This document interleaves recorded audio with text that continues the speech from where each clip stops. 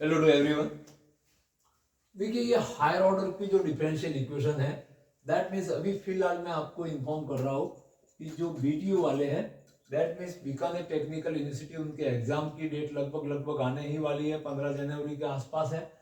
और ये जो क्वेश्चन आते हैं हायर ऑर्डर की differential equation with constant coefficient, ये भी आपको ध्यान रहे, ये सेक्शन सी के अंदर आपके 10 मार्क्स की क्वेश्चन आती है। दैट मीन्स लॉन्ग आंसर जो डेस्क्रिप्टिव सॉल्यूशन पूछे जाते हैं, तो उसके अंदर से ही लिया हुआ क्वेश्चन है, जो अपने इंडिया की कई यूनिवर्सिटियों के अंदर कई बार रिपीट हो चुका है। तो ऐसे क्वेश्चन जानने, समझने, सीखने के लिए हमारे चैनल पे बने रहें, सब्सक्राइब करिए और अपने सभी फ्रेंड्स को शेयर कर दीजिए। अब बीटीयू के अलावा बात करें, कोई भी यूनिवर्सिटी होगा, चाहे वो बीएससी कर रहा है या इंजीनियरिंग से पढ़ रहा है, बीटेक कर रहा है, तो किसी के फर्स्ट सेम में है तो किसी के थर्ड सेम में है, कोई न कोई यूनिवर्सिटी कैलकुलस के अंदर जो सॉल्यूशन ऑफ डिफरेंशियल इक्वेशन है, चाहे वो कंप्लीट हो, हायर ऑर्डर की हो या पार्शियल डिफरेंशियल हो, उसकी इक्वेशन का solution very very important in higher mathematics. तो इसको यूपीएससी तक भी अगर कोई मैथ्स लेके करता है तो पूछा जाता है। तो इस क्वेश्चन को स्टार्ट करते हैं। देखिए, जब भी आपको इस तरह की कोई क्वेश्चन होती है जिसमें कांस्टेंट कोफिशिएंट है, यहाँ पे देखिए डी के साथ में या इसके आसपास में कहीं पे भी वेरिएबल, कोई एक्स या कोई भी वेरिएबल का फंक्शन नहीं है, तो डी का सेंस यहाँ पे जनरली लिया जाता है, डी डी एक्स से लिया जाता है। दैट मीन्स अपन एक्स के रेस्पेक्ट इसको सॉल्व कर रहे हैं for y, that means y is f x our solution. अब ऐसी इक्वेशनों के लिए सबसे पहला काम होता है आपको सी एफ फाइंड करना। Clear? And for C F आपको सिखाया गया है, यही बना के कर सकते हैं और डायरेक्ट डी के अंदर भी सॉल्व करना है, जैसे कर सकते हैं। तो ए के लिए तो क्या रहता है कि डी की जगह एम सिंबल काम में लेते हैं और राइट हैंड साइड को एक बार जीरो रख देते हैं, जिससे अपन फैक्टराइज करके इसके सी एफ का पार्ट ले ले। दैट मीन्स इसका जो सॉल्यूशन वाई होता है उसमें थोड़ा ध्यान रहे कि y is equal to C F plus P I, particular integral भी रहेगा। तो पहला काम सी एफ फाइंड करना है। तो सी एफ तो बहुत आसान है, राइट हैंड साइड को जीरो बना देते हैं और इसको m में बदल के इसके फैक्टर्स निकालते हैं, रूट्स फाइंड करते हैं। दैट मीन्स आपका m माइनस वन का square and m square plus one and whole square is equal to zero. यहाँ पे देखिए दो केस है, दो फैक्टर है। दैट मीन्स यहाँ से first m minus one square is zero. ध्यान रहे यहाँ पे m इक्वल टू वन में लिखना, क्वाड्रेटिक इक्वेशन है, तो m के दो वैल्यू आएंगे one and one. That means real roots है और रिपीटिंग है, तो two roots two real root are repeating. तो सीएफ में आपको इसका कंसेप्ट ध्यान रखना है कि जब रूट रिपीट होते हैं तो उस समय आपका फॉर्मूला क्या है, फॉर रियल रूट्स के लिए। अब इस फैक्टर से क्या आएगा, तो एम स्क्वायर प्लस वन का whole square is zero. That means यहां से भी आपके पास दो फैक्टर है, इसको आप समझने के लिए ऐसे भी मान सकते हैं कि m plus one is zero, और ऐसा का ऐसा एक पेयर आपके पास और है, क्योंकि यहाँ पे होल स्क्वायर आया हुआ है, तो m इज इक्वल टू इससे आ जाता है m square is minus one and m is equal to root of minus one plus and minus one. That means m is equal to zero plus minus आपके पास में iota रहता है। तो यहां से भी सेम टू सेम आपके पास m का जो वैल्यू आएगा zero plus minus iota. That means दो रूट तो ऐसे है, दो पेयर आपके पास है, इमेजिनरी कॉन्जुगेट रूट्स के दो पेयर है, और यहाँ पे दो पेयर मतलब दो जोड़े आपके पास में यहाँ पे है और दो जोड़े यहाँ पे है। दैट मीन्स रिपीटिंग कंडीशन में सीएफ बहुत ध्यान से लिखना है आपको। तो देखिए सीएफ के लिए सबसे पहले रियल एंड रेशनल के लिए अपन लिखते हैं, तो ई की पावर यहाँ पे एम एक्स रहता है, तो ये वन इंटू एक्स और ब्रैकेट में c one plus x c two. ये तो रहा आपके पास वन एंड वन के लिए रिपीटिंग रूट के लिए कंसेप्ट। अब C1 C2 यहाँ पे यूज हो गया है। अब इनके लिए क्या करना है, दो पेयर रिपीट हो रहे हैं, तो वेरी सिंपल, e की पावर अल्फा, ये अल्फा प्लस आयोटा बी में रहते हैं, alpha plus minus iota b में, तो e की पावर में आपके पास रहता है अल्फा एक्स, तो अल्फा का वैल्यू कितना है जीरो इंटू एक्स, और यहाँ पे दोनों रिपीट पेयर है, तो C1 plus x c to, और इसके साथ में रहेगा कॉस बीटा एक्स, तो बीटा आयोटा का कोफिशिएंट वन है, ध्यान रहे। दैट मीन्स यहाँ पे ओनली कॉस एक्स आएगा एंड प्लस C1 C2 यहाँ पे यूज कर लिए हैं, तो आप यहाँ पे C3 एंड C4 यूज कर लीजिए। और यहाँ पे नेक्स्ट ब्रैकेट में आपके पास में C5 प्लस XC6 और यहाँ पे साइन बीटा एक्स, तो beta is 1, then sine x यहाँ के वैल्यूज रहेंगे। तो आपका first part CF is equal to e raise to x C1 plus x C2 and plus का ये 0 इंटू एक्स से 1 हो जाएगा, और यहाँ पे C3 प्लस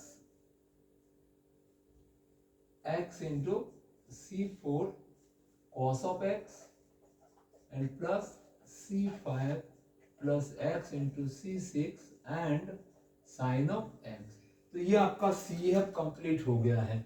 अब CF तो आपने फाइंड कर लिया है, ये मान लीजिए कि आपका CF वैल्यू है। अब आपको इसका PI निकालना है, तो PI के अंदर भी दो पार्ट है, दो अलग अलग टर्म है, तो दो अलग अलग फॉर्मेशन PI के लिए बनानी पड़ेगी।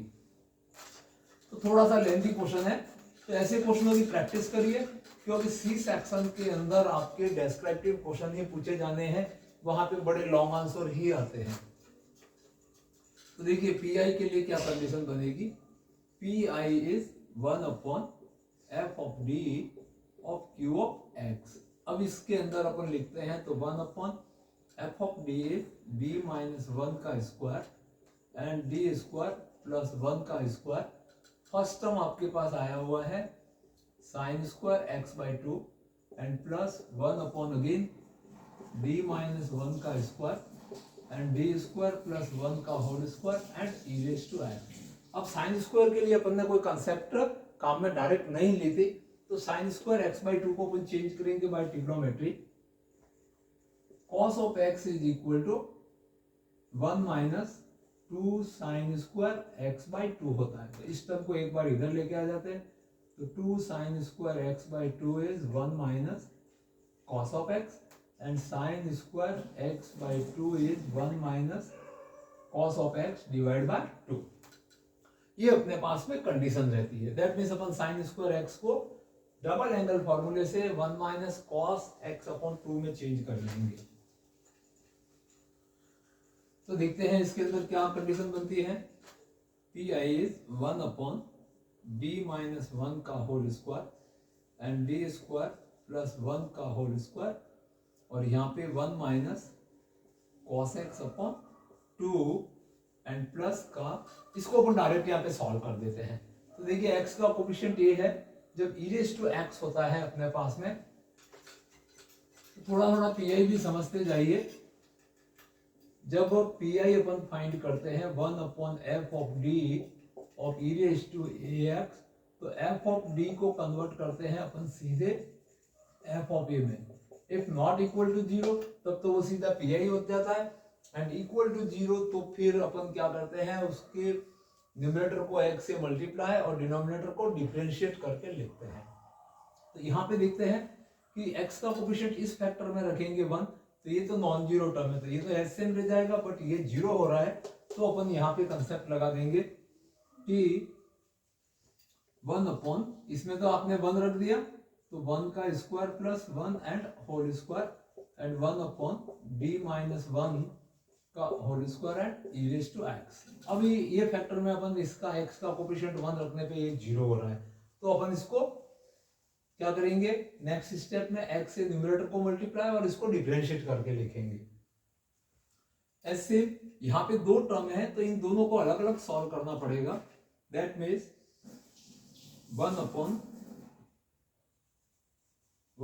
2 और इसके साथ में d माइनस 1 का whole square and d square plus 1 का होल स्क्वायर, और 1 को लिख देंगे e की पावर 0x लिख देंगे, फिर माइनस यहाँ पे भी 1 अपॉन 2 एंड d माइनस 1 का whole square and d square plus 1 का होल स्क्वायर, और यहाँ पे cos of x plus,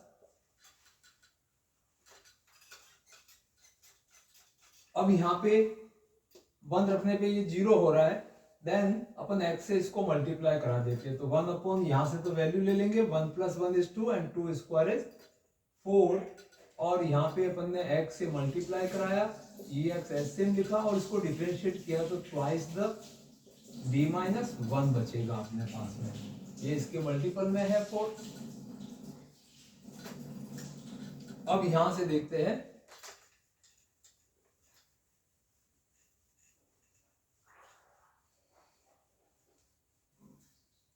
yes यहाँ पे भी ऐसे बी एक्स का कोफिशिएंट यहाँ पे 0 रखेंगे तो ये -1 का स्क्वायर आएगा, यहाँ पे 0 रखेंगे तो +1 का स्क्वायर आएगा। That means non zero term बन रही है तो यहाँ पे तो पी आई वाला वैल्यू अपने को मिल जाएगा।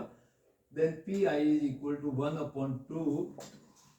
इस ब्रैकेट में एक्स कोफिशिएंट 0 रखा तो 0 - 1 का स्क्वायर आपके पास में मल्टीप्लाई में 1 आ गया।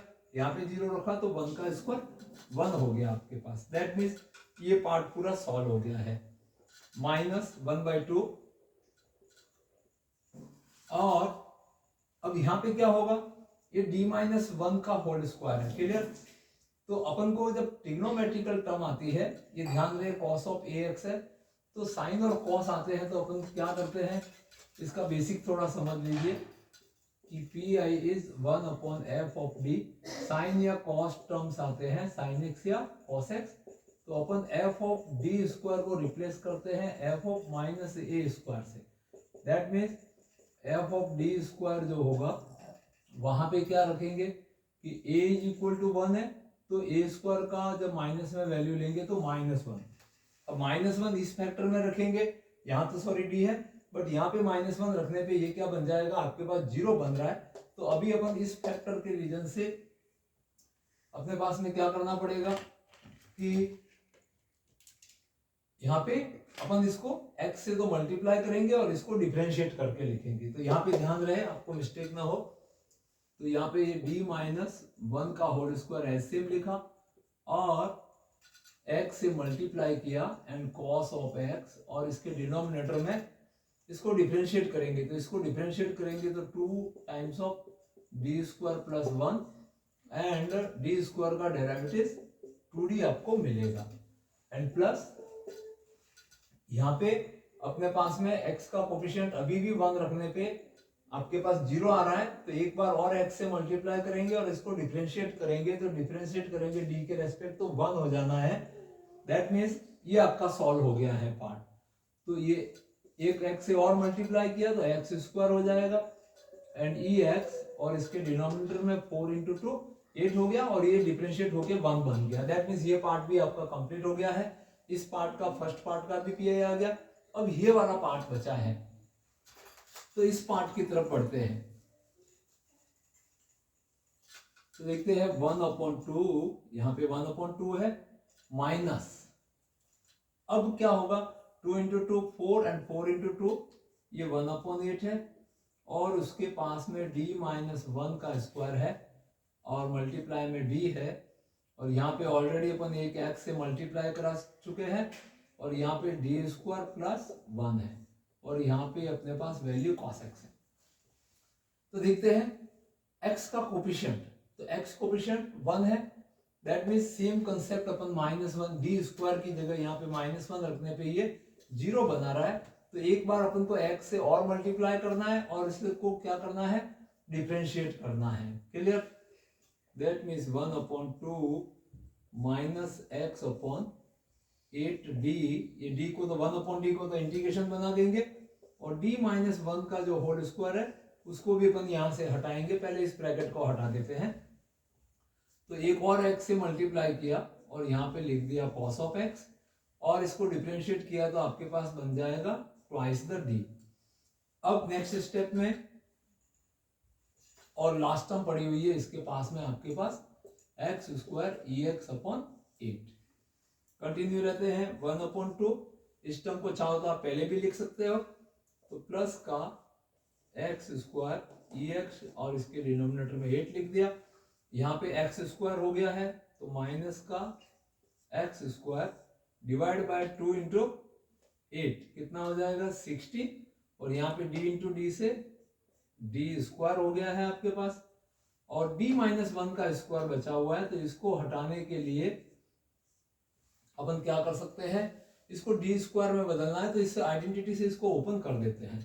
तो यहां से देखिए अपने पास कुछ टर्म्स मिलेंगे, d² माइनस का 2d एंड प्लस का 1, और यहाँ पे आपके पास cos x है। अब डी स्क्वायर की जगह पे आप क्या रखेंगे, माइनस का 1, तो ये नेगेटिव 1 से ये पॉजिटिव 1 कट जाएगा, तो माइनस का 2d आपको और मिलेगा। दैट मीन्स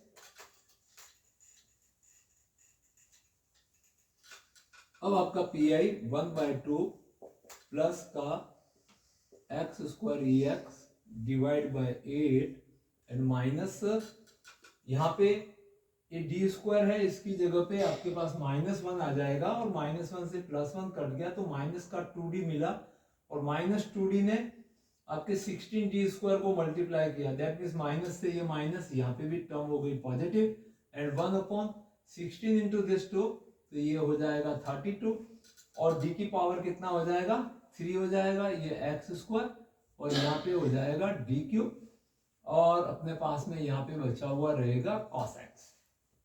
इस तरह से अपन ने इसको यहां तक सॉल्व कर दिया है। अब 1/d³ है, दैट मीन्स इसका क्या करना है आपको, 1/d जब आपको मिलता है तो अपन उसको क्या करते हैं, इंटीग्रेशन करते हैं। तो एक एक बार इंटीग्रेशन करते हुए आपको आगे बढ़ना है। X square e x upon 8 plus 1/32 x square, इसके मल्टीपल में, और मान लीजिए मैंने डी स्क्वायर को, आप एक एक स्टेप करिए, और integration of cos x dx। अब एक बार cos x का इंटीग्रेशन करिए, फिर जो टर्म आती है उसका 2 बार आपको और इंटीग्रेशन करना है, तो आराम से स्टेप बाय स्टेप आप कर सकते हैं। तो x square e x upon 8, cos x का इंटीग्रेशन करेंगे तो साइन का डेरिवेटिव है, तो यहाँ पे क्या आ जाएगा, साइन x आ जाएगा, तो प्लस का एक्स स्क्वायर अपॉन 32, और यहाँ पे आपको मिलेगा cos x का इंटीग्रेशन sin x 1/d² है। एक बार इंटीग्रेशन इसका आपको और करेंगे, और यहाँ पे बचेगा d, फिर इसका जो इंटीग्रल आएगा उसको एक बार और इंटीग्रल कर लेंगे। That means 1/2 x square e x divide by 8 plus x square by 32, and again integration of sine का integral, that means minus cos आएगा, तो यहाँ पे आपको मिला है माइनस कॉस एक्स dx। और लास्ट इंटीग्रेशन अपना बचा हुआ है, तो 1/2 plus x square e x divide by 8, ये नेगेटिव एक्स स्क्वायर बाय 32, और कॉस का इंटीग्रल वापस आप लिखोगे तो साइन एक्स, और प्लस का यहाँ पे आप कांस्टेंट लिख सकते हैं। क्लियर, एक कांस्टेंट लिखो या 2 कांस्टेंट लिखो, उससे कोई फर्क नहीं गिरेगा, या नहीं भी लिखोगे तो चलेगा। दैट मीन्स आपका ये पर्टिकुलर इंटीग्रल पी आपको प्राप्त हो गया है। अब अपना फाइनली अपना सॉल्यूशन, तो लास्ट अपना स्टेप रहता है कि अपने को सॉल्यूशन क्या मिला इसका, तो CF प्लस PI। तो complete solution y is equal to CF plus PI, then y is equal to CF का वैल्यू यहां से आप स्टार्ट करिए, EX C1 plus X C2, फिर प्लस यहाँ पे bracket C3 plus X C4 and multiply में cos of x, and plus का C5 plus x into C6, और यहाँ पे आ गया साइन ऑफ x, और प्लस PI का वैल्यू, तो प्लस इसके साथ में कंटिन्यू है, प्लस का 1/2, और उसके बाद प्लस का x square e x divide by 8, and minus का इसके साथ में लास्ट टर्म आपके पास पड़ी हुई है एक्स स्क्वायर साइन एक्स, और इसके डिनोमिनेटर में 32। तो इस तरह से अपन ने ये कंप्लीट सॉल्यूशन प्राप्त किया है इस डिफरेंशियल इक्वेशन का। इंपॉर्टेंट इक्वेशन है, थोड़ी लेंथी भी है, तो ऐसे क्वेश्चनों की प्रैक्टिस जरूर करिए जो आपके सेक्शन सी को कवर करती है। होती इजी है बट ये लेंथी बहुत होती है, तो बने रहे इसी तरह के क्वेश्चन सीखने समझने के लिए हमारे चैनल पे सब्सक्राइब करिए और अपने सभी फ्रेंड्स ग्रुप में शेयर करिए। Thank you watching this video.